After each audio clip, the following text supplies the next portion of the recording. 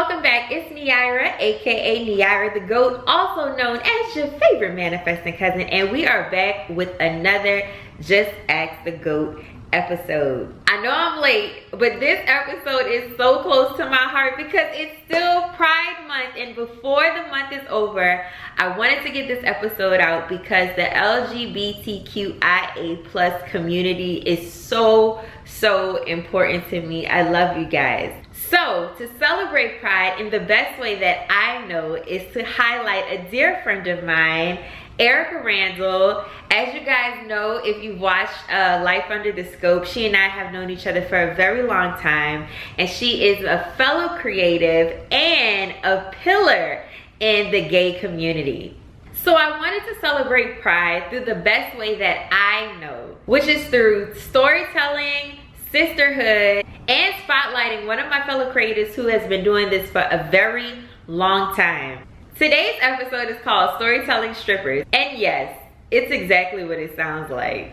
I'm joined by one of my day ones, Aryka Randall, a proud Black queer creative, founder of thefabfemme.com, a force in independent filmmaking, and most importantly, my friend.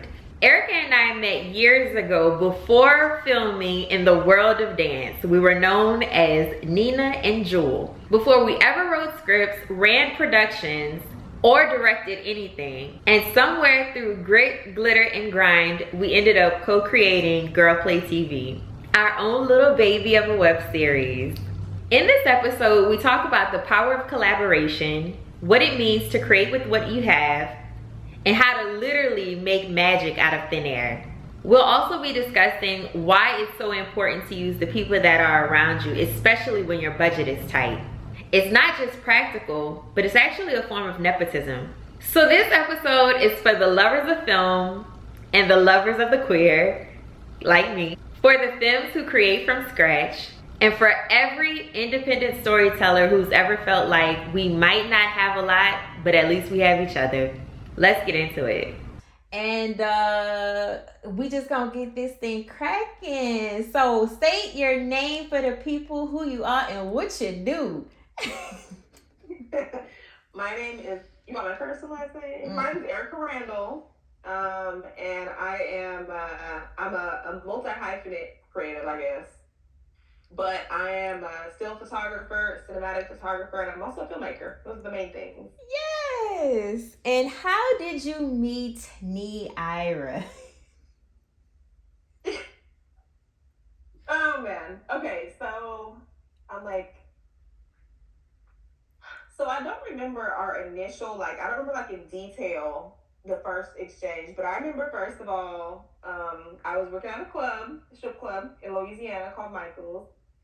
And I remember when Neira first started working there, she was just very friendly. You were just smiling at everybody, just friendly. So you had a very personable personality, but I feel like when we first actually really started to talk was probably a little bit before we talked about doing web series together. Mm-hmm. So, because one thing I remember about you was always solo dolo at work. You just make your money and mind your business. So you was hanging out with a whole bunch of people.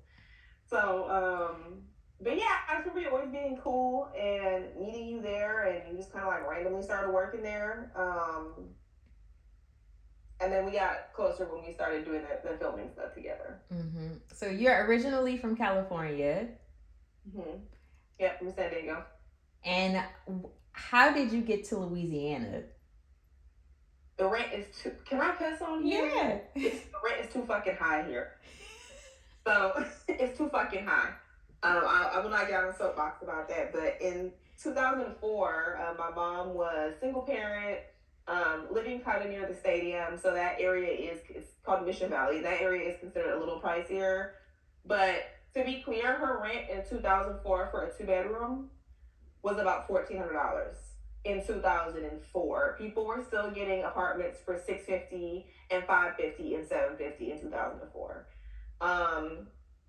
So I just remember her literally coming to my room one day and being like, hey, I think I want to move. And of course me being a senior in high school, I'm like, oh, yeah, my friends. And she's like, your friends aren't chipping in on our rent, so I don't really know what to tell you.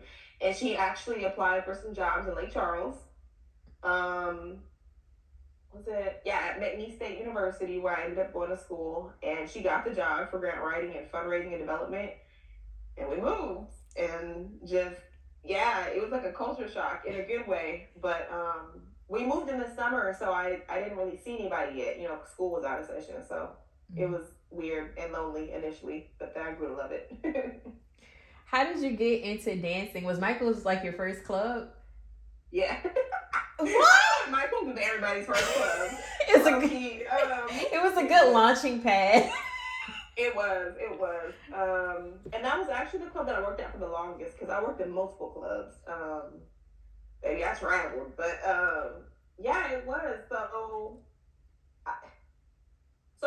My thing was backwards, kind of like yourself. I know you mentioned how you started working there. I also went in to be a waitress, but they weren't like, "Oh, you a bad bitch. You need to be a dancer." They were just like, "We don't have any waitress positions open," and I was like, I need to make some money. So this girl named Paris at the time was like, I got my dancer bag. Like, you can just borrow my heels, whatever. And I was like, fuck it, I'll just try it out. I got up there. I will never forget. Oh, God. It was like 112 Peaches and Cream was playing. And the rhythm that you have in real life versus the rhythm, like, hold on just a minute. Sweet? Oh, okay. Hold on just a minute, Neira, okay?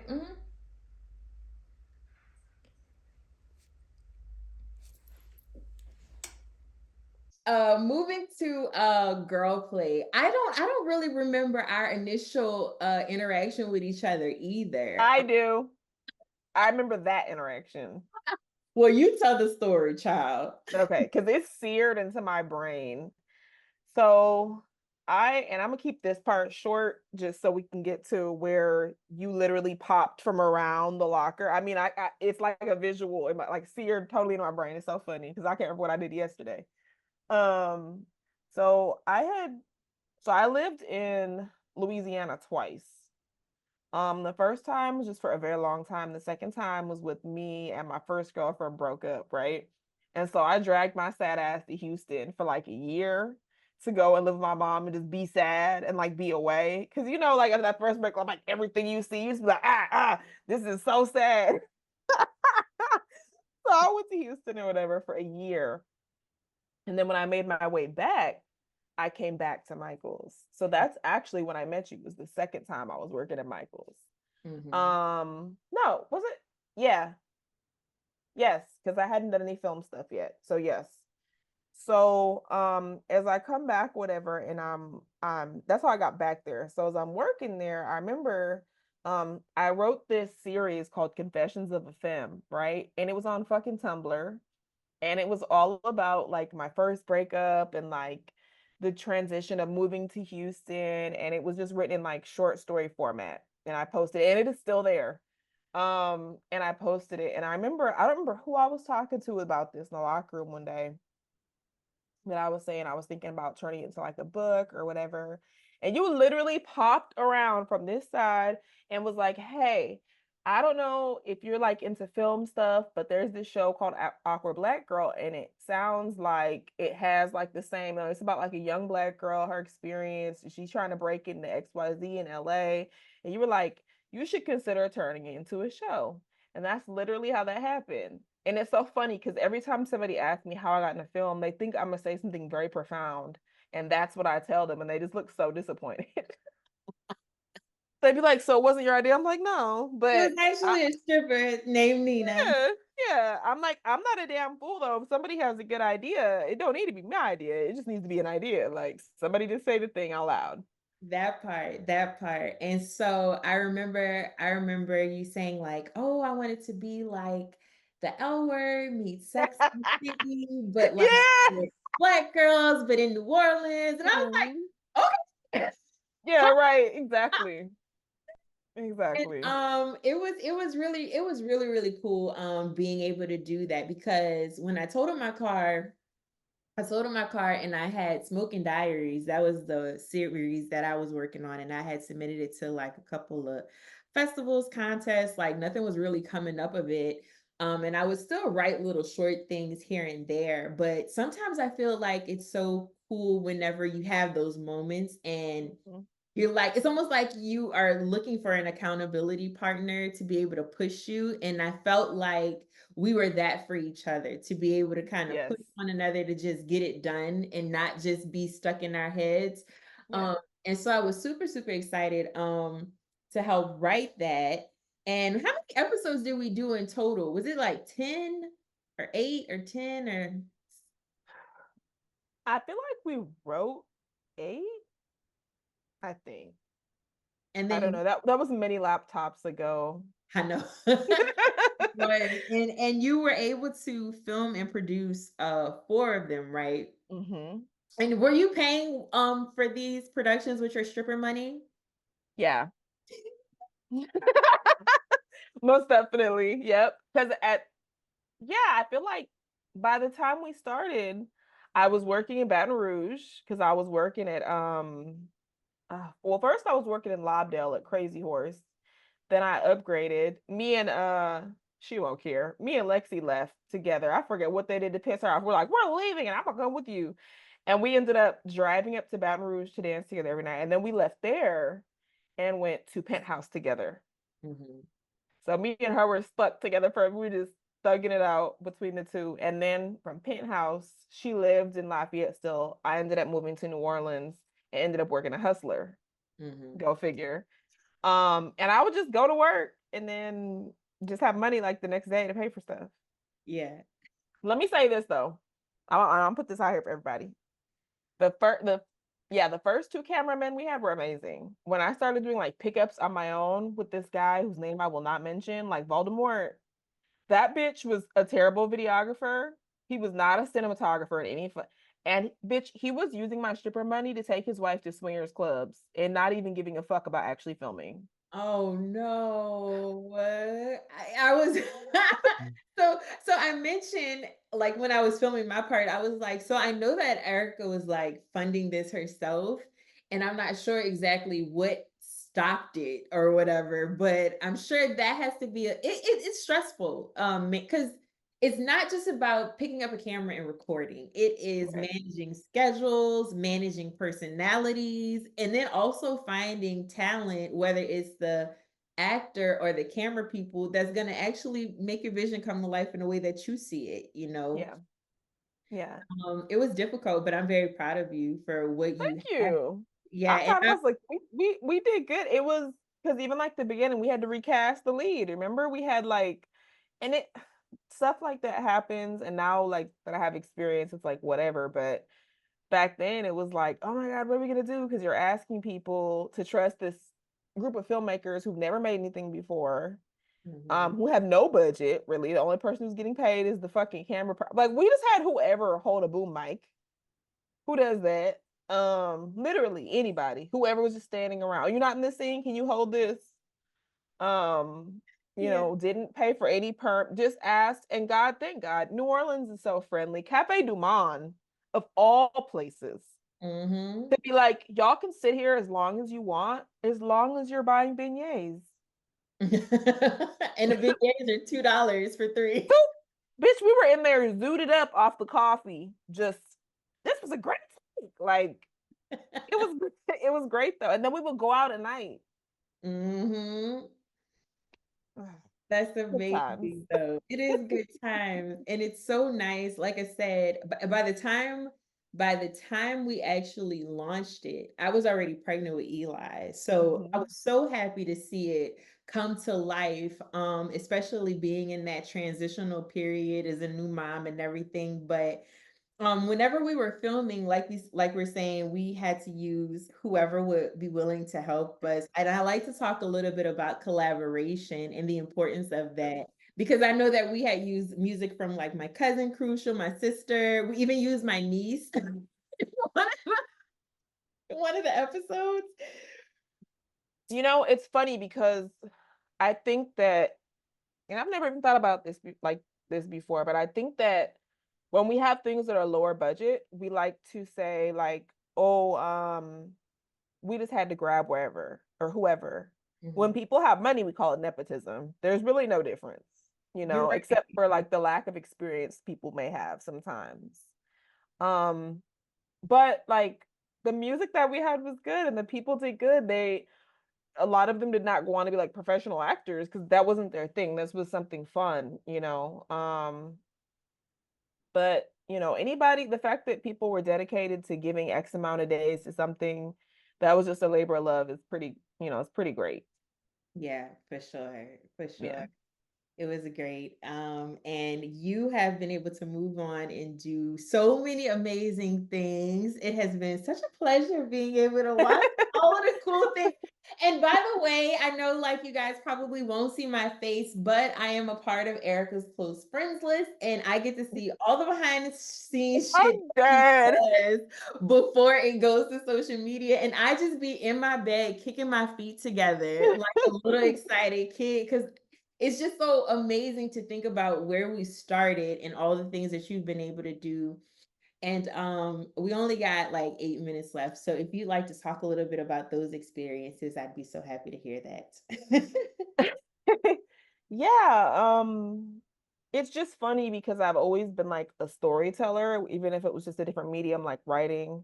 Um, you know, film is the one thing that stuck with me. It's the only thing I've been able to like commit to career-wise for a long period of time. And I don't know, I wouldn't have expected some of the things that happen. Mhm. But I, you know, I've done like obviously other series and projects since there that were like mine with short films or episodic. But getting onto other film sets that are bigger has been able to like help me help other filmmakers with knowing how to actually run productions correctly and do things like that. Um, and just like upped my confidence on my own because I'm like, oh, I deserve to be in this room with these people. Yeah. Um, so I don't know. It feels good. I think it's pretty cool. I've gotten into this weird industry that everyone's like, it's so hard. I'm like, no, it's not. You just need to be consistent. Yeah. It's taken a long time. You know, it took me what that was almost 13 years ago. So it took me, hypothetically speaking, over 10 years to finally get on something that was for Disney or Audible or fucking Hulu or whatever. Like people just see it when it happens, but I'm like, this has been an effort on my part for over a decade. Yeah. So, you know, I just feel lucky. And I also just feel like we need more independent filmmakers because the industry is wanting to go in that route right now or in that space where they don't have to spend so much money on developing an idea versus taking an idea that's already good and elevating it. Mm-hmm. So I would encourage everybody to get in their independent filmmaking bag. Um, as as Hollywood crumbles little by little, it's a good space to be in. Like do your own stuff. Do not wait on an executive, you know. And I think that's where I'll roughly end that at on my part at least. Like, please, people, do your own things. Like, do not just wait. It's so crazy how many people approach me and be like, "Can you read the script?" And I'm like, "For what? What do you think I'm gonna do with it?" I don't enjoy producing stuff for other people necessarily, unless it's something I saw organically and was like, "Hey, I think I can expand this in this way or that way." But people sending off their scripts, number one, that's a good way to get your shit stolen. And number two, like just figure out, just like how we did, you know, if you all you can do is like a 5-minute pilot and you have to use your friends, just do it. Mm-hmm. Like let somebody else tell you no. It's don't tell yourself no, you For know? sure. Yeah, I love that. And I want to go back. We got 5 minutes. I want to go back real quick because I know I mentioned the fabfem.com. So when did you start the fabfem your blog? Oh shit. So fucking long. I started in college. I won't say what year that was, but it was a while ago. No, and all jokes aside, I started like in my early 20s, just to create space for queer women to be visible and queer women that are feminine presenting because people just think we're straight. We Mm-hmm. just get overlooked. Gay people, I've had gay people, oh, you're gay, and I just be looking at them like, Right. yeah, I mean, are we all supposed to look like fucking Ellen? That's not how that fucking works. There's the fuck. So I don't look like Leah Delaria, so I don't count. Like, okay. Yeah, but that's also part of how I got into photography specifically, was wanting to shoot like at events when they gave me like press passes and stuff, and I didn't want to have to hire somebody or come out of pocket. So that was my first little, segue into event photography. But yeah, it's still up and running. I'm actually going to write an article today. And I'm actually planning on using some of my expertise in film now to create like some new queer content, documentaries, some episodic stuff, maybe one day some scripted things as well. But right now, more like documentary style things. I remember whenever I did tell you about Awkward Black Girl, to touch on girl play a little bit more, I felt like we had gold, because I don't think that there was anybody in the space on YouTube making content for queer women of color and feminine presenting queer women of color. And you taught me so much about the community, the lingo, all of those things. But I think that is what drew people into wanting to watch it. I thought that the characters were, because even though we, like you said, we just kind of got people, even when I think about our character development and you having an idea of how you wanted them to present themselves, like Marty being the player, and Right. it was just really, really interesting because and relatable, which is the reason I think that people like it. I believe I said it was 1 million when we were on the phone the other day, but I'm pretty sure it was like over 99,000. I might have been pushing it, but for 1 million. We're gonna speak that into existence though in the future. But Girl Play lived on YouTube, and before taking it down and moving it to Daily Motion, I believe the first episode or the trailer, one of them had like over 90,000 views on it. And for me, I remember looking at it before working at my ex company that everybody knows that I work at, but I ain't gonna say the name. Bitch. Sorry. I remember seeing that somewhere in between the interim of not having Girl Play and working there, and just thinking like, wow, I can't believe that we created something that had that many eyes on it. And I think that as an independent, it's like that's your goal. Like you just want people to see, you just want to make your art and have people see it and like it. And so before we get off, I just want to say thank you for having me to be a part of that. And I'm grateful that you kept the fire burning. My life took a few different turns with being a mom, a wife, and all that shit, but here we are. It always comes back when it's supposed to. I took a break too for a little while and just didn't know what the fuck I was doing, just in general. I didn't have kids. There was no reason for the detour. Just detour. Sometimes we go through those seasons, though, I think, because there are things about ourselves that we have to learn. And I think that there's certain things that you can't learn about yourself until you have a season of feeling like you just don't know, because it's in those seasons that you don't know that you find out. Yeah. Yeah, it's true. Grateful even for those moments too. I hope that conversation fed your spirit like it did mine. Before we go, I want to leave you all with just a little bit more of Aryka's creative world. Last year, she created a short film entitled The Staycation, and baby, it's tea. I guess that's what they do. The film is a testament of everything that we discussed in today's episode. Telling your own stories, centering queer relationships, and showing up for your vision, whether you have a Hollywood background and budget or not. Stick around and watch the official trailer of The Staycation. And when it's done, check out ArykaPProductions.com to support all of my girls' creative endeavors. And until next time, go forth, be great. Always remember what you are seeking is seeking you. I love you, and happy Pride Month!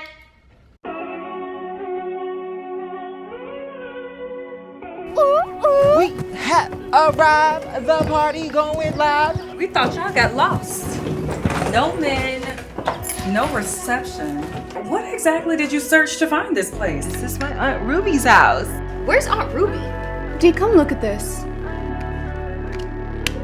Now you did, bitch. I told everyone this place was creepy earlier, and no one took me seriously.